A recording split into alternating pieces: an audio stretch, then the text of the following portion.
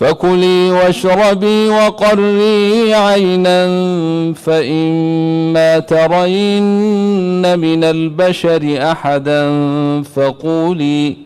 فقولي إني نذرت للرحمن صوما فكلي واشربي اليوم إنسيا. فأتت به قومها تحمله قالوا يا مريم لقد جئت شيئا فريا. يا أخت هارون ما كان أبوك امرأ سوء وما كانت أمك بغيا. فأشارت إليه قالوا كيف نكلم من كان في المهد صبيا. قال إني عبد الله آتاني الكتاب وجعلني نبيا. قال إني عبد الله آتاني الكتاب وجعلني نبيا وجعلني مباركا أينما كنت وأوصاني بالصلاة والزكاة ما دمت حيا وبرا بوالدتي ولم يجعلني جبارا شقيا. والسلام علي يوم ولدت ويوم أموت ويوم أبعث حيا. ذلك عيسى بن مريم قول الحق الذي فيه يمترون. ما كان لله أن يتخذ من ولد سبحانه إذا قضى أمرا فإنما يقول له كن فيكون. ما كان لله أن يتخذ من ولد سبحانه إذا قضى أمرا فإنما يقول له كن فيكون. وإن الله ربي وربكم فاعبدوه هذا صراط مستقيم. فاختلف الأحزاب من بينهم فويل للذين كفروا من مشهد يوم عظيم. أسمع بهم وأبصر يوم يأتوننا لكن الظالمون اليوم في ضلال مبين. وأنذرهم يوم الحسرة إذ قضي الأمر وهم في غفلة وهم لا يؤمنون. إنا نحن نرث الأرض ومن عليها وإلينا يرجعون. واذكر في الكتاب إبراهام إنه كان صديقا نبيا. إذ قال لأبيه يا أبت لم تعبد ما لا يسمع ولا يبصر ولا يغني عنك شيئا. يا أبت إني قد جاءني من العلم ما لم يأتك فاتبعني أهدك صراطا سويا. يا أبت لا تعبد الشيطان إن الشيطان كان للرحمن عصيا. يا أبت إني أخاف أن يمسك عذاب من الرحمن فتكون للشيطان وليا. قال أراغب أنت عن آلهتي يا إبراهيم لئن لم تنته لأرجمنك واهجرني مليا قال سلام عليك سأستغفر لك ربي إنه كان بي حفيا.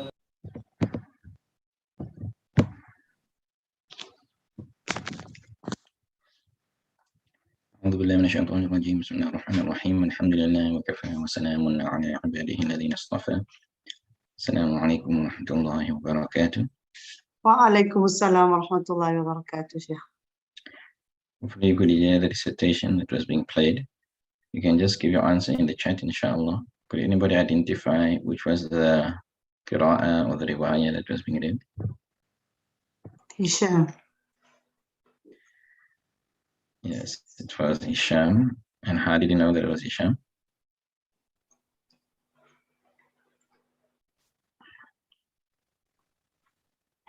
Ibrahim instead of Ibrahim. Okay, and that's one of the rules that we covered last week. Alhamdulillah. So I started it a bit late, and that's why I just wanted to let the recitation continue up until that point. So we're a bit late, but hopefully we'll still manage to finish on time, inshallah.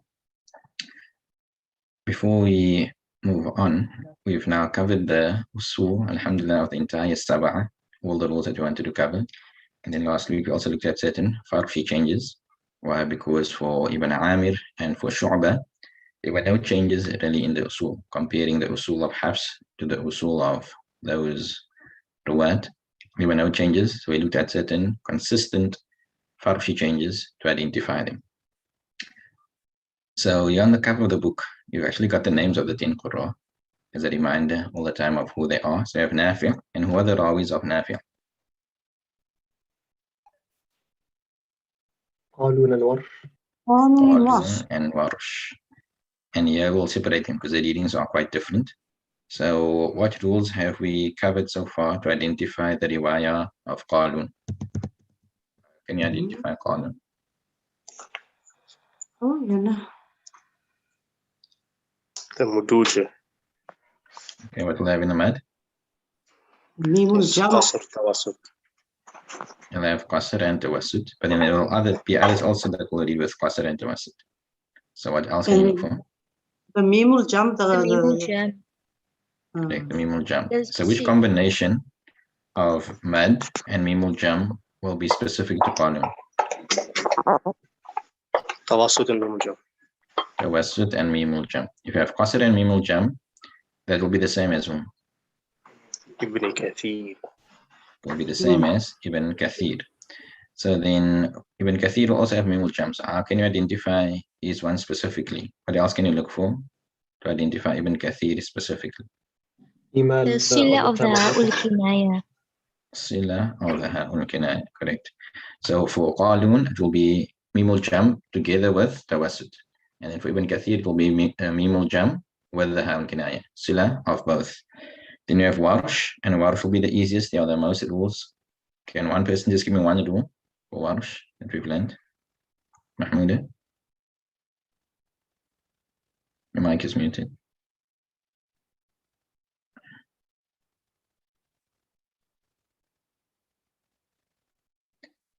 Mahmouda, you can give the answer, but your mic is muted. You need to unmute. تثليثي بدل. Okay, Tathlith or Mad Badal. Somebody else, a different rule for Warsh? Naqub. تغليظ اللام. Taghlid al-Lam. Another one? Somebody else? تناقض. You said that already. طول المد متصل. مد منفصل. Okay, two, but that won't be specific to him. Anything else? ترقيق الضراء. Tarqiq al-Dara. And it's also Madlin. Also Madlin. Okay, so that is Nafi', which is Qalun and Warsh. That is also Ibn Kathir. Then Abu Amr. What are the always of Abu Amr? Duri and Susi. Duri and Susi. So how can you identify Duri?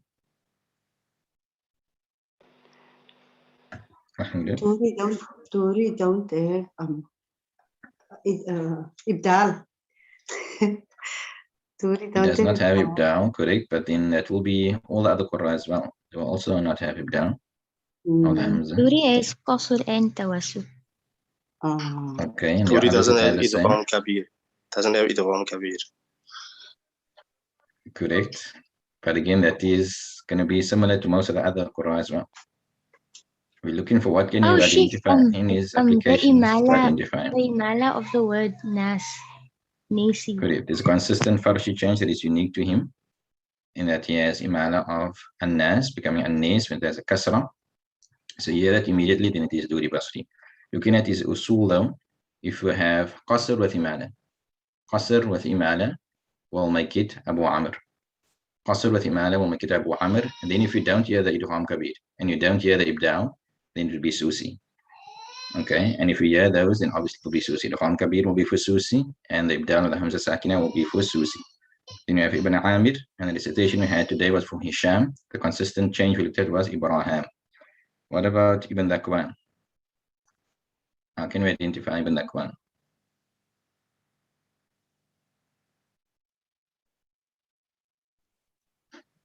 Ibn Dhakwan has Ja'a and Sha'a, Imala, in that words. And with what length of mud? 4 and 4. Tawassut. Okay, that's important because Hamza will also have Imala in those words, but he will do it with 2. Ibn Dhakwan will have it with Tawassut. And remember that is considering only the Sabah. Then you have Asim, and there are always a Shu'ba and Hafs. So how do you identify Shu'ba? Rudwan. Ridwan will be read as Rudwan, with one exception in the Quran. Then we have Hamza on the other side, on the left. Hamza is Khalaf and Khalad. How do you identify Khalaf?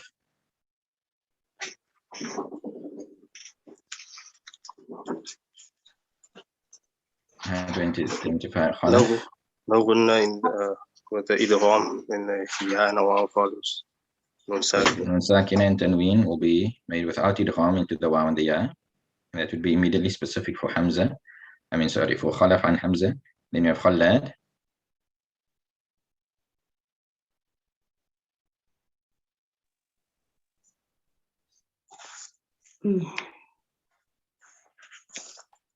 Khalad will have the sakta in Lam Ta'rif and the other example as well. In Lam Ta'rif and Shay. But he will have idgham bi ghunna. And you would have idgham with ghunna. So both Khalaf and Khalad will have sakt in Lam Ta'rif and Shay. Right? They both have one option of reading in that way. So then you differentiate them by looking for the ghunna. Khalad will have the ghunna. Khalaf will not have the ghunna. Then you have Kisa'i. So just looking at the entire Kisa'i, very easily, how can you identify Kisa'i? Imala on the Tamarbuta. Imala on the Tamarbuta. But then he has 2 Rawis, Abu al-Harith and Duri. How can we separate Abu al-Harith from Duri Kisa'i? Abu al-Harith doesn't make Ra Maksura. Duri Kisa'i makes Ra Imala in Ra Maksura. And Abu al-Harith do not. Correct. MashaAllah. In the chapter of Imala, you have the Batul Ya. They both have Imala in the Batul Ya. The Batul Ra, they both have Imala in the Batul Ra. And the last one was the Ra Maksura Mutatarrifa. The Ra with the Kasra coming at the end of the word. They differ. Abu al-Harith will have Fath in that. And Duri Kisa'i will have Imala in that. Okay. And that is the Sabah. So you can see again on the screen who's the remainder. You have Abu Ja'far, Ya'qub, and Khalaf. Those are the Thalatha. Those are the 3 Qurra that complete the 10. So today, alhamdulillah, we're moving on to the Thalatha. And like we've been doing the entire course, we're going to be doing 2 lessons, 2 topics per lesson. So today we're looking at Abu Ja'far and Ya'qub. Normally we always start with a revision, but we normally do it differently. I ask you, I read in this way, who's the Rawi? I read in this way, who's the Qari or the Rawi? Okay, and that's how we did it when we did chapter 1, chapter 2. Now that moving into the chapter with the Thalatha, we're going to be doing it differently. Instead of looking at applications and then linking it to the Qari, we're going to be starting with the Qari and seeing what applications are there that we can use to identify. So we're going to look specifically at Abu Ja'far and see what can we do and use to identify Abu Ja'far. Looking specifically at Ya'qub, what unique applications does it have by which it can be identified. right? Like, so how we did the revision today. Now, see how I can identify Qalun, how I can identify Warsh. That's how we're going to be doing it now for the Thalatha. So just a slight difference in the methodology. Any questions before we start?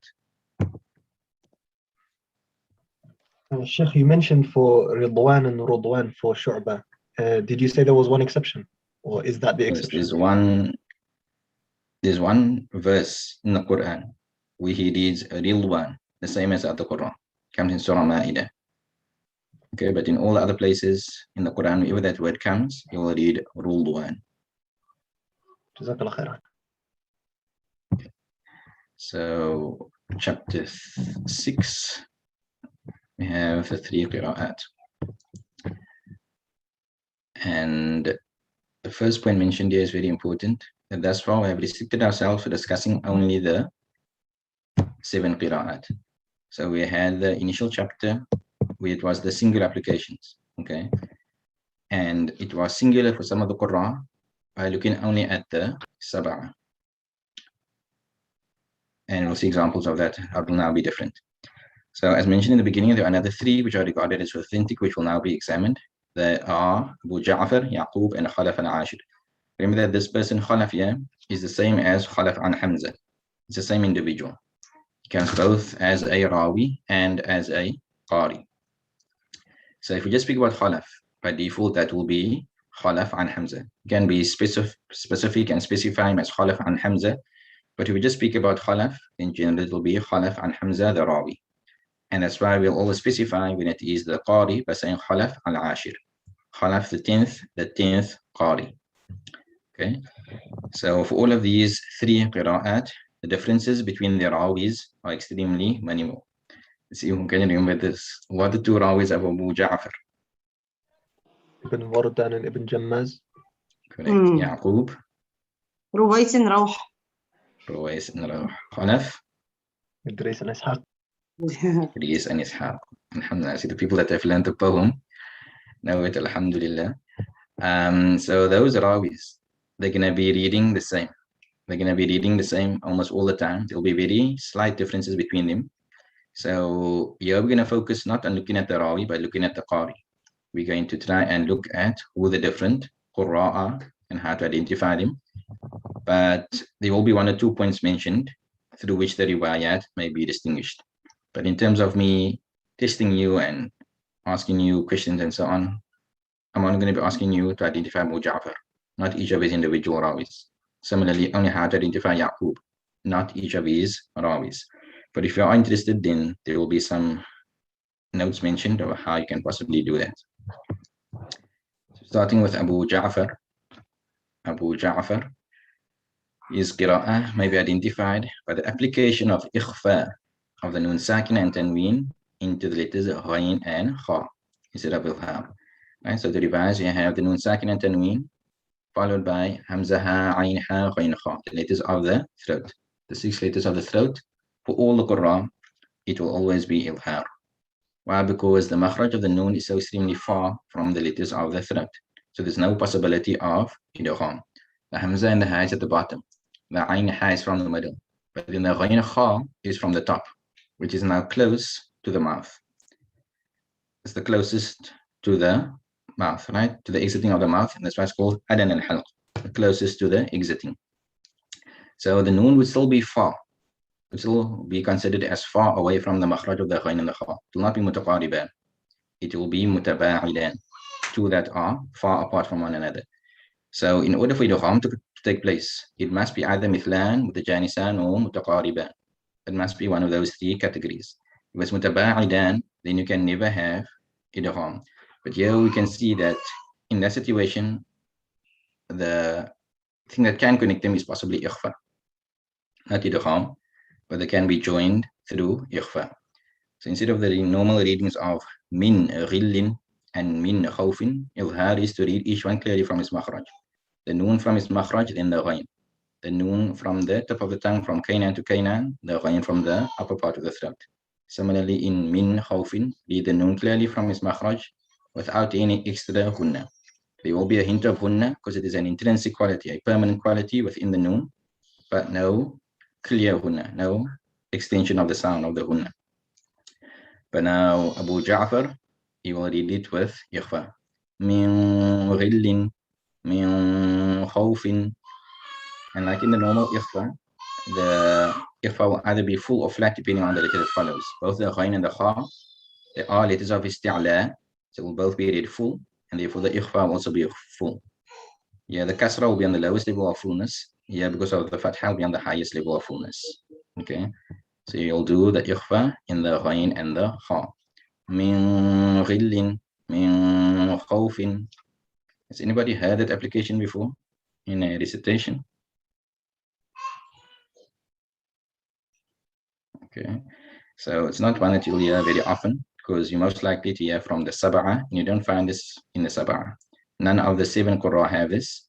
This one is unique to Abu Ja'far from amongst the thalatha. So when you hear that immediately, it's a clear giveaway that it is the qira'ah of Abu Ja'far. And another point through which his qira'ah may be identified, which is also very striking, is that you will have the application of sakt in the huruf al-muqatta'at. So normal recitation will be alif lam mim kaf ha ya ayn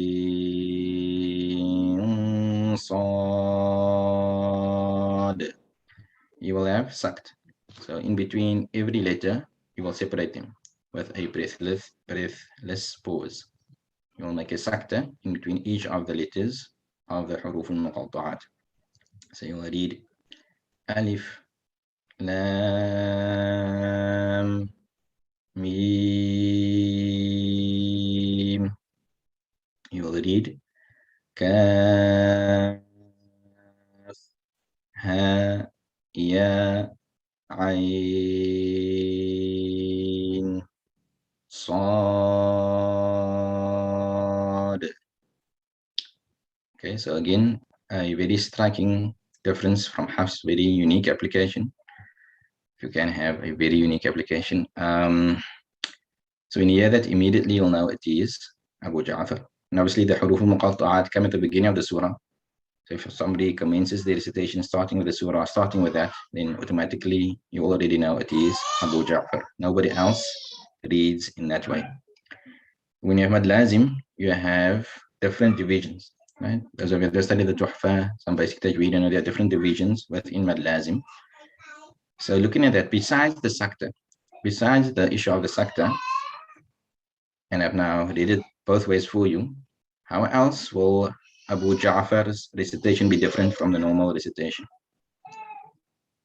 Because of the sakta, what other difference will there be in his recitation in these huruf al-muqatta'at? I'm going to do the first one again for you. Alif lam mim. Alif lam mim. Ibrahim? There will be no idgham on the mim from the word lam. Okay. And therefore there will be no mad lazim wa thaqqal. You have mad lazim divided into kilm and harfi, that's obviously harfi, then each one divided into muthaqqal and mukhaffaf. Muthaqqal is when idgham takes place, and mukhaffaf is when no idgham takes place. Muthaqqal is when there's a shadda, and mukhaffaf is when there is a sukun. So in lam, mim, there's an idgham of the one mim into the other one, makes it muthaqqal. Now hopefully you could hear the difference in the application. There's a slight grabbing on it, a slight emphasis on it to indicate to that. But then when the sakta comes in, then there's no idgham, because now the lam is separated from the mim. So that only be mad lazim harfi mukhaffaf. Abu Ja'far will never have it as being muthaqqal. Can only be mukhaffaf. And that's mentioned there in footnote 19. So those are the two ways to identify Abu Ja'far. Those are his unique applications. Ikhfa in the ghain and the kha. Ikhfa of the noon into the ghain and the kha. And then sakta in the huruf al-muqatta'at. So he has other applications in which he differs from Hafs. Okay, that you need to be aware of. that will help you identify, okay, that this is now Abu Ja'far being read. But these applications are not unique to him. You will have qasr in mad munfasil. Okay, and I didn't mention it here, but it will have tawassut in the mad muttasil.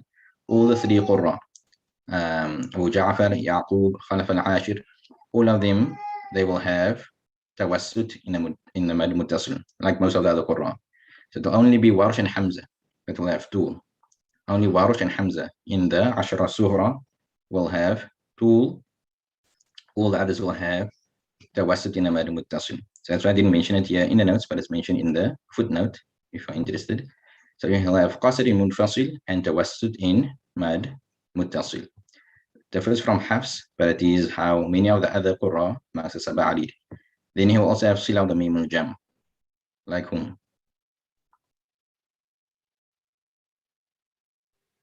Like Ibn Kathir. So before, when you had sila of the mim al-jam, we said, okay, now you know it is Ibn Kathir or it is Qalun. But that was considering only the 7 qurra. If you expand to include the thalatha, then it's also including Abu Ja'far. So when you have sila, you actually narrow it down to Qalun, Ibn Kathir, or Abu Ja'far. Okay, Abu Ja'far will be included. He also has sila of the mim al-jam. Then he also has ibdal of the hamza sakina. Ibdal of the hamza sakina. Who else had that application? Susi. Susi. So again, that was one of the applications where there's a unique application for Susi. Ibdal of the hamza sakina. That's a unique application considering only the sab'a. Now, including the thalatha is no longer unique. When you hear that, you'll actually narrow it down to Susi and Abu Ja'far. It will narrow it down to both Susi and Abu Ja'far. So here on top, we looked at applications that are unique to him. You hear that immediately, then it is Abu Ja'far. You hear this immediately, then it's Abu Ja'far. But looking at this over here, what combination of applications can we have that will also help you and be able to tell you that it is Abu Ja'far? What combination we have here? We see now that the sila is shared with others. The ibdal is also shared with somebody else. But looking at the combinations, what combination will be specific to Abu Ja'far? The sila of the mim al-jam' and the ibdal of the hamza sakina? Correct. It has sila of the mim al-jam' that he shares with Qalun and Ibn Kathir. But Qalun and Ibn Kathir, they don't have ibdal of the hamza sakina. If you're looking at the ibdal of the hamza sakina, he shares it with Susi. But Susi does not have sila. So if you have both of these going together, right? If we have both of these together, that's also a way of identifying that's Abu Ja'far. It will also be a way of identifying that the qira'ah is the qira'ah of Abu Ja'far. Why is that important? Is because this application here on top, you're not going to hear it very often, right? It might be an entire recitation, and you might not come across it. Similarly, if they're not starting at the beginning of the surah, you're not going to hear the huruf al-muqatta'at. So somebody could be reading Abu Ja'far, and you're not going to hear the first application. You're not going to hear the second application. So then you can use this bottom point over here to identify it. A combination of both sila with ibdal of the hamza sakina, that will also identify it as being the qira'ah of Abu Ja'far. And somebody asked about this in a previous class. Are the others that do sila? And here you can see the answer now. Yes, it is Abu Ja'far. Moving on to his rawis, we have Ibn Wardan and Ibn Jammaz. So Ibn Wardan may be distinguished from Ibn Jammaz in that Ibn Wardan has naql in the word al-ana, while Ibn Jammaz does not. So like Warsh has al-ana, he will also have al-ana. He won't have tathlith of the mad badal, like Warsh will have, but he will have naql. Wherever this word comes, al-ana will be read as al-ana. Again, you're not going to get that word very often. It comes only a few times in the Quran. So that's why we said we're not going to really focus on how to separate them. We're just going to look at how to identify the entire qira'ah of Abu Ja'far. But if you're interested, that's one of the ways that they can be separated by looking at the word al-ana. So the exercise on this particular part of the lesson, there were two unique applications, the ikhfa of the ghain and the kha, and then the huruf al-muqatta'at. So obviously the huruf al-muqatta'at will be very easily identified. So that's not included here in the exercise. The exercise, we're only looking at the ikhfa of the ghain and the kha. And the next part of the lesson, Yaqub, is quite a lengthy one. There's a bit more notes than normal. So I don't want to go over time. So we're going to go straight into the exercise, inshallah. Hopefully it will be quite easy.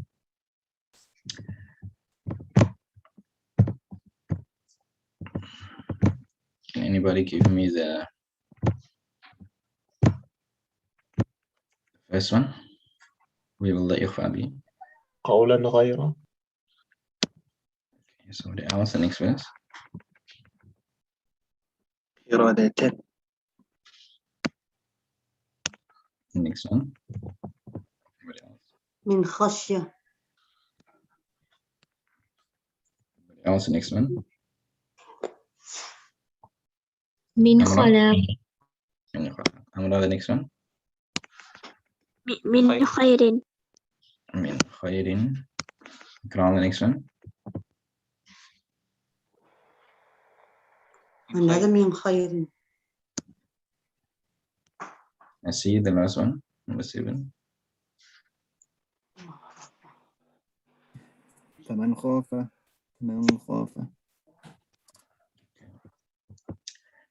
أعوذ بالله من الشيطان الرجيم. بسم الله الرحمن الرحيم. فبدل الذين ظلموا قولا غير الذي قيل لهم فقلنا لهم كونوا قردة خاسئين. So here's another application, different one. The Sila Dhamim al-Jam. وإن منها لما يهبط من خشية الله ولقد علموا لمن اشتراه ما له في الآخرة من خلاق أن ينزل عليكم من خير من ربكم. Again, the Sila Dhamim al-Jam. وما تقدموا لأنفسكم من خير تجدوه عند الله فمن خاف من موص جنفا. To save time, I'm just going to do one of these 3 surahs over here. I'm just going to do Surah Quraysh. And you must listen for the Ikhfa and the Ghain and the Kha. أعوذ بالله من الشيطان الرجيم. بسم الله الرحمن الرحيم. لإيلاف قريش إيلافهم رحلة الشتاء والصيف فليعبدوا رب هذا البيت الذي أطعمهم من جوع وآمنهم من خوف. Was the Ikhwan made? وآمنهم من خوف. Right. And that will identify as Abu Ja'far.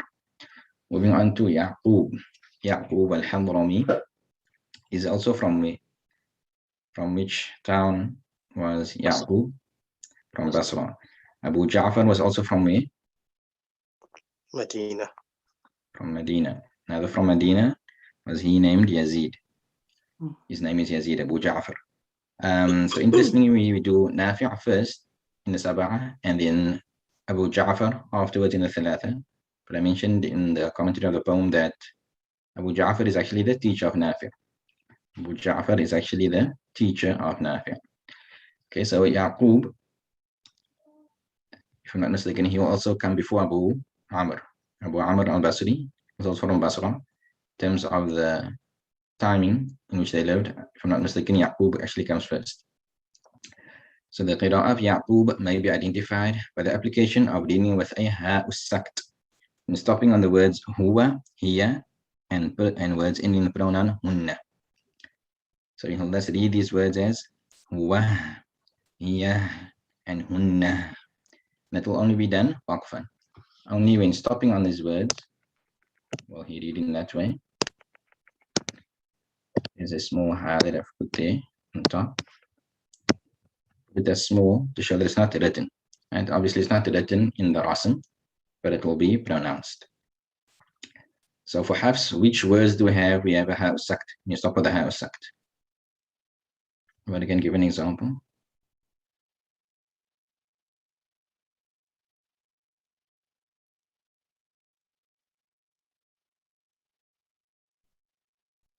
This one comes in Surah Al-Qari'ah.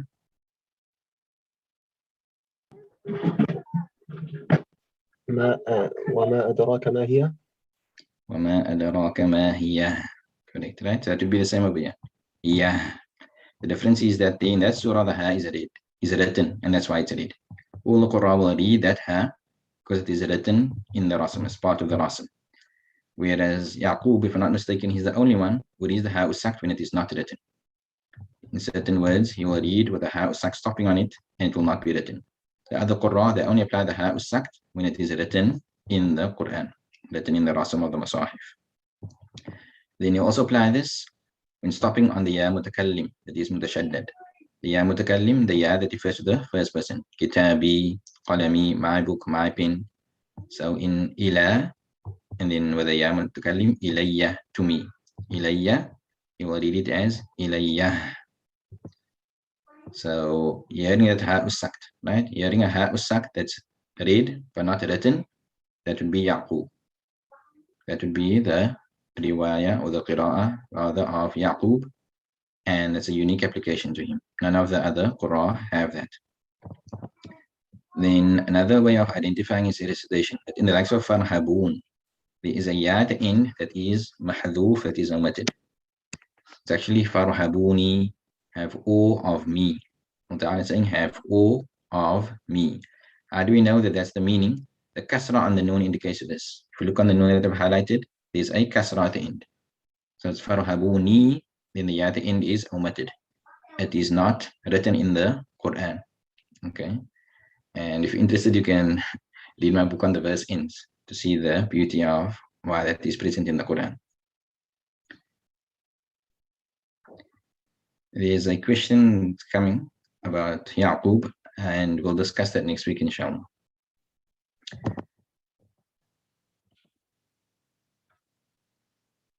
But to answer it now, that yes, that will also be Yaqub. So Yaqub will read this ya, right? Farhabun, there's a ya that's omitted. Yaqub will read this ya, whether stopping on the word or not, despite its omission from the script, despite the fact that it's not written there, you will still read farhabun as farhabuni.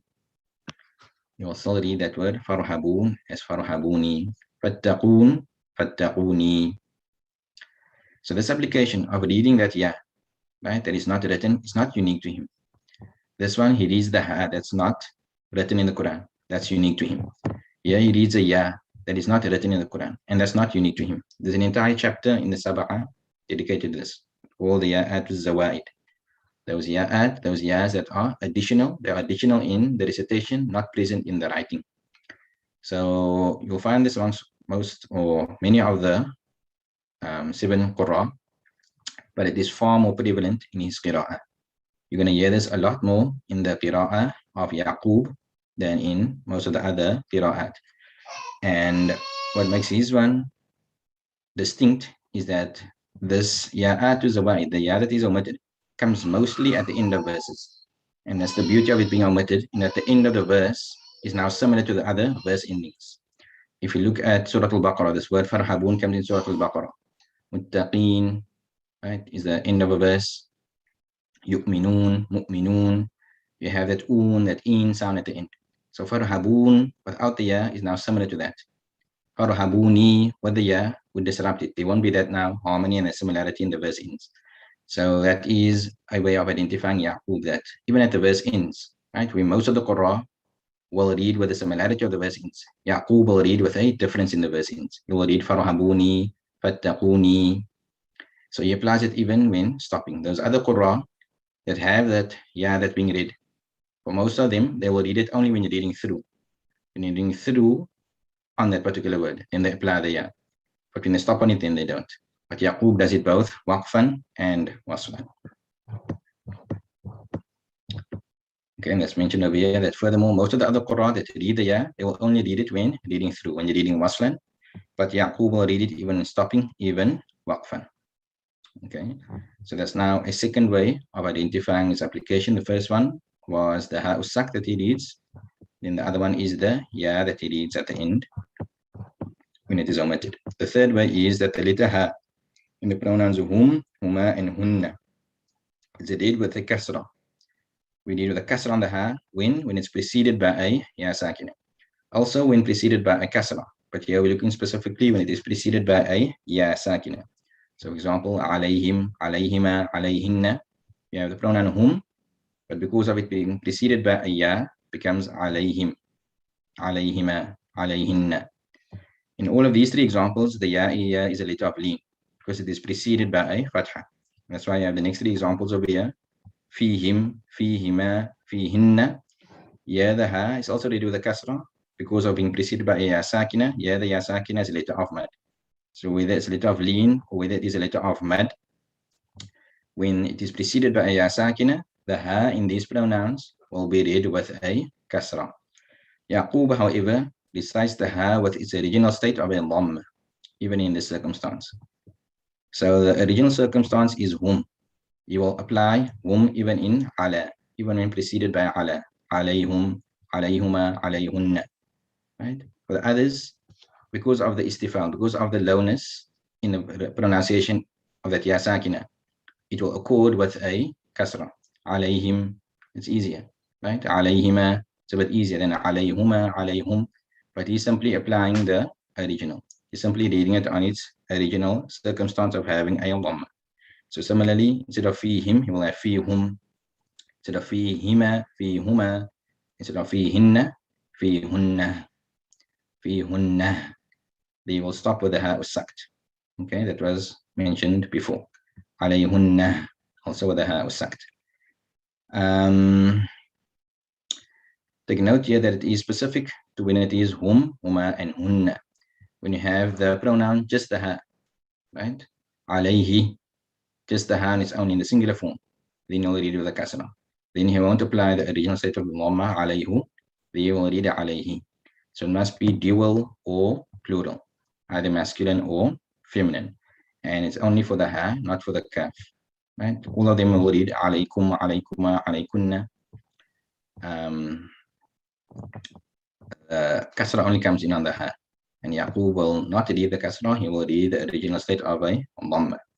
So those are three unique applications for Yaqub. Number one was the ha sakt that he reads. The second one was the ya that's not written, but he reads it. That's not unique to him, but he applies it more than the other Qur'an. And the third one is the dhamma on hum, huma, and hunna, when preceded by a ya sakina. And look at his other applications. That's not unique to him, is that he will also have qasr in mad munfasil. Yeah, he will differ from Hafs. Hafs will have tawassut, he will have qasr in mad munfasil. You will have tawassut in mad muttasil. So qasr and tawassut, 2 and 4 harakat. Then looking at these two rawis, you have Ruwais and Rawh. Ruwais may be distinguished from Rawh in that Ruwais has imala in the word kafirin, while Rawh does not. So Ruwais will read kafirin and Rawh kafirin. Al-kafirin, al-kafirin. There's only one word in the Quran, if I'm not mistaken, where Rawh will also read kafirin. In the 19th juz, there's one occurrence of this word where Rawh will read the same, but generally they will differ. That Ruwais will have kafirin, Rawh will have fath kafirin. Another difference is that the word sirat will be read with a sin by Ruwais, while Rawh reads it as normal with a sad. So sirat for Ruwais and sirat for Rawh. This reading here of reading sirat with a sin, who else has that application? Kumpul. Okay, Kumbul. so you mentioned that as a consistent farshi change by which kumbul can be identified. That came earlier in the book, but that again, that was considering only the sab'ah. That was restricting ourselves to the sab'ah. Now that we have widened our scope to include the thalatha, it will not be specific. So if you hear that, you're actually just going to narrow it down to either kumbul or ruwais. But then very easily just look for the mimul jam. You have here the sila, then it is kumbul. If not, then it will be ruwais. Okay. But again, those last 2 points not so important. We just try to identify the qira'ah of Yaqub. We're not going to be testing you on how to distinguish between the rawis. Okay, so there were 3 applications that we discussed now. So this exercise will cover all of them. That's why you can see the verses are a bit more than normal to try and give you practice on each one. So the first application is the ha'us sakt. We're going to be doing that in yellow. Originally I had it red here. In the books you have it red, I changed it to yellow. Then we're going to have green for the ya. We will stop with a ya. and blue will be the ha with a dhamma. Okay, so I'll give you a few minutes and then we'll go through it, inshallah.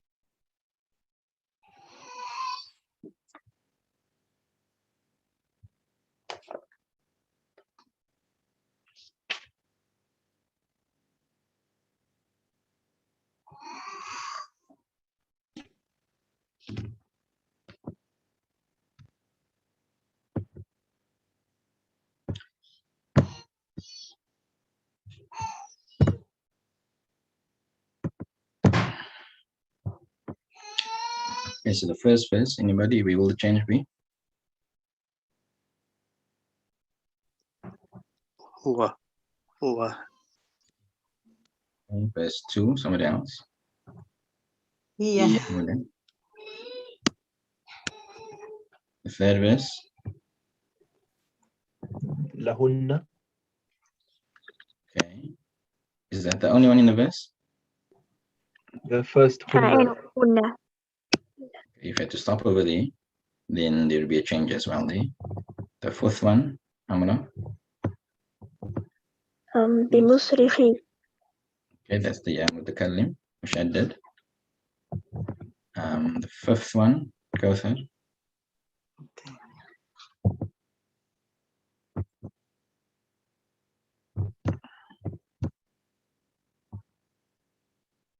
Anybody? Number 5. فاتقوني. تقولي. Okay, somebody else, number 6. عليهما. Is that the only one? And the second عليهم الألباب. Here we have the ha. Normally it will be maksura for the general Qur'an. For Yaqub it will be in its original state of madmuma.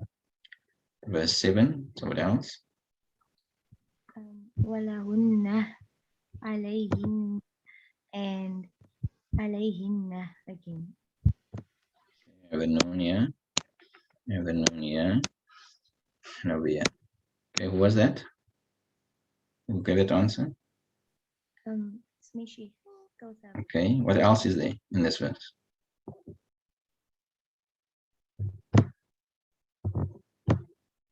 Besides the ha was sucked, what other changes there?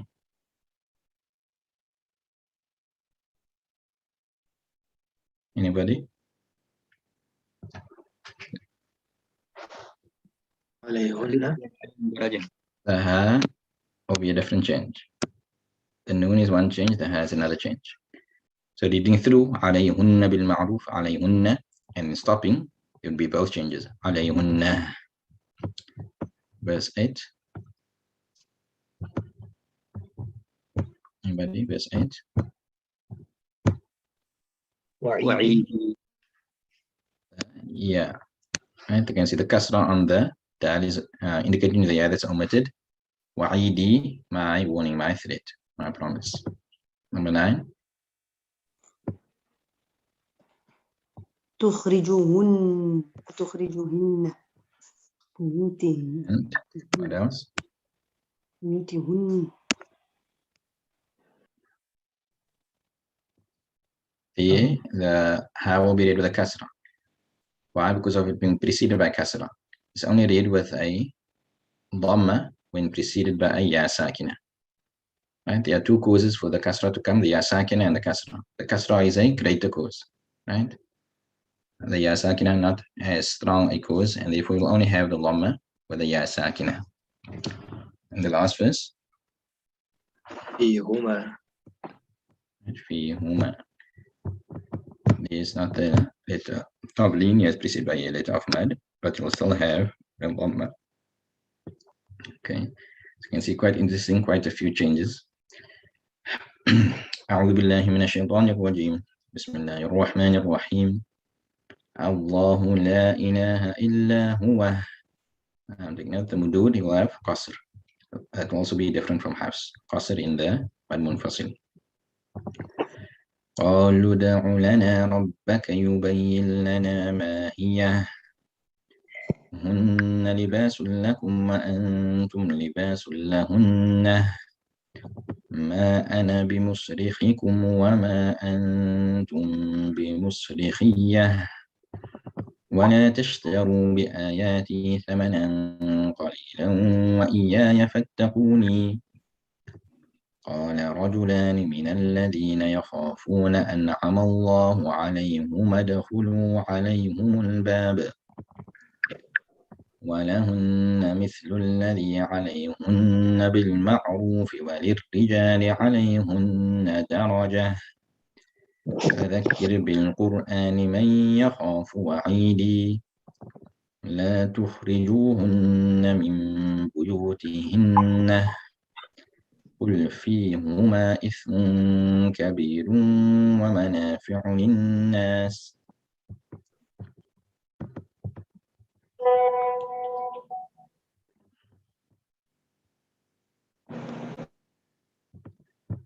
I'm going to read this Surah Kafirun, okay, and try to hear which application there is that is specific to him.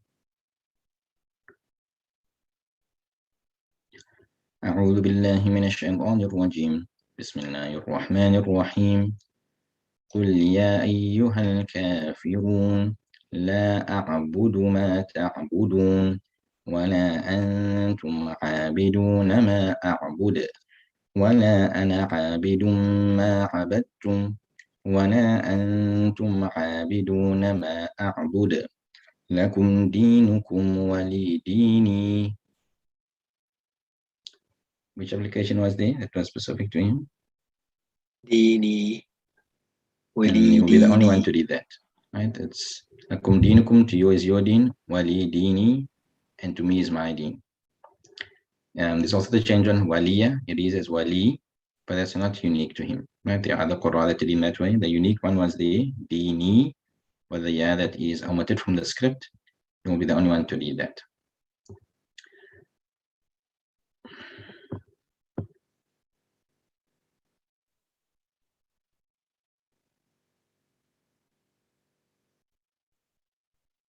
Okay, well, these sort of feel as well. أعوذ بالله من الشيطان الرجيم بسم الله الرحمن الرحيم ألم تر كيف فعل ربك بأصحاب الفيل ألم يجعل كيدهم في تضليل وأرسل عليهم طيرا أبابيل ترميهم بحجارة من سجيل فجعلهم كعصف مأكول. What application do we have here? أرسل عليهم.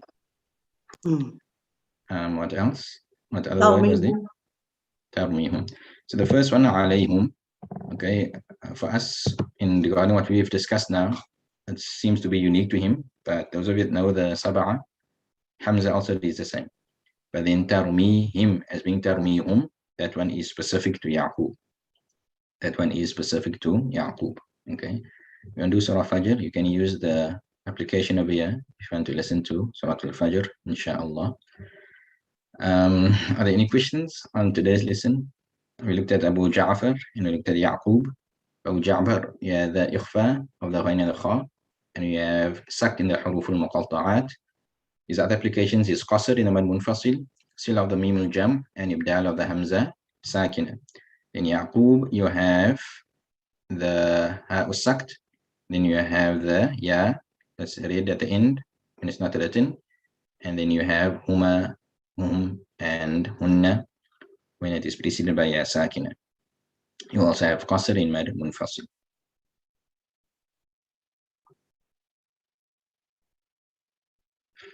No questions? Yes, Abdullah. Yeah, how would Yaqub recite Surah Fatiha? Okay, it would differ depending on whether it is Ruwais or whether it is Rawh, because of the farqi change of Sirat. So I'll read for Ruwais, inshallah. أعوذ بالله من الشيطان الرجيم بسم الله الرحمن الرحيم الحمد لله رب العالمين الرحمن الرحيم مالك يوم الدين إياك نعبد وإياك نستعين اهدنا الصراط المستقيم صراط الذين أنعمت عليهم غير المغضوب عليهم ولا الضالين.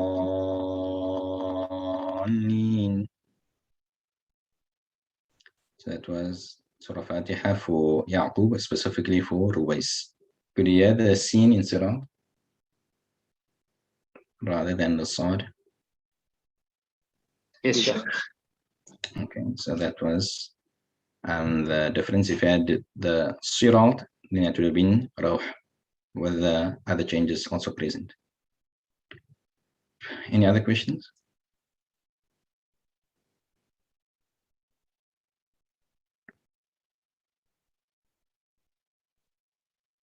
Okay, so I mentioned not last week, but the week before that we're going to have a jalsa, inshallah, because next week is our last lesson, inshallah, alhamdulillah. Next week will be our last lesson. So it won't be the Sunday immediately after that, because I need to give you time to complete the test. It will be the Sunday following that, Sunday the 5th of December, inshallah. The time will be at 10 o'clock, inshallah, 10 in the morning. And it will be at Masjid al-Rahim in Alphindale in Heathfield. I'll put the details on the chat, inshallah. For those of you that will not be able to attend, we also live stream it, inshallah, on Zoom, on YouTube, like we do the lessons normally. So those of you in other cities and other places across the world can also join us, inshallah, if you're able to. But I would prefer if people are in Cape Town, if they can join us physically, inshallah. What I didn't mention is that the Jalsa won't take too long, inshallah. So I want to incorporate something else into it as well. And we did this last year also, alhamdulillah, in that I've now written some books, some of them on tajweed, some on qira'at, but also some compilations of 40 ahadith. And I've included ijazat at the end of all my books for those students that would like to get ijazah. So to give people an opportunity to get ijazah in the latest book, which is the 40 hadith on advice of the Prophet ﷺ to his Sahaba, I also want to have a reading of that particular book. And that will not necessarily be specific only to students attending this particular course. That will be open to anybody that would like to attend. So I will have that at the beginning, inshallah. We'll start with that, have a reading of that particular book, and all those present and listening to all the hadith will get ijazah in the book, inshallah. And then after that, we'll have our jalsa, inshallah, which, as I said, shouldn't take too long. Or maybe just ask a few students to say something, to speak, inshallah. I'd also like to invite Qari Salim Gaibi to attend and maybe give us some nasiha. I haven't yet asked him, but hopefully he will be able to join us. And then obviously to give the ijazah to those people for this particular book that will be completing. To get the ijazah, you have to complete the course, which means to attend all the lessons, including next week. If you missed out any lesson, it's fine, you can just watch the recording, inshallah. But then you also have to take the test, take the quiz at the end, inshallah, which will be, we have to listen to a particular dissertation and just identify which riwayah it is, which was the entire objective of this particular course. I've made the pass mark very low, just 50%. So if you at least get half the questions right, then you will pass, inshallah. So hopefully everybody will be taking the quiz, inshallah. No, the exam will be done online. It won't be in a particular setting or venue or time. After next week's lesson, I'll make the test available online, and you'll have a couple of days to finish it whenever you have an opportunity. Maybe like to take 1 or 2 days first to revise, to consolidate the work, and then take the test. Or if you feel you know your work immediately, you can take the test after next week's lesson. So I'll give you up until maybe Saturday, Sunday of that particular week to finish the test, and in the week after will be the jalsa, inshallah.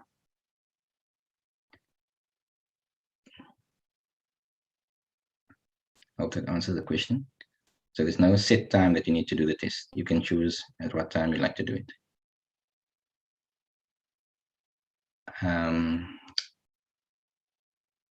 Also, I didn't ask her permission, but I hope she won't mind. Alhamdulillah, I think a couple of weeks ago, we had one of the students, Mahmouda, completing the recitation of the poem that we had at the beginning of the book, and she received ijazah in it.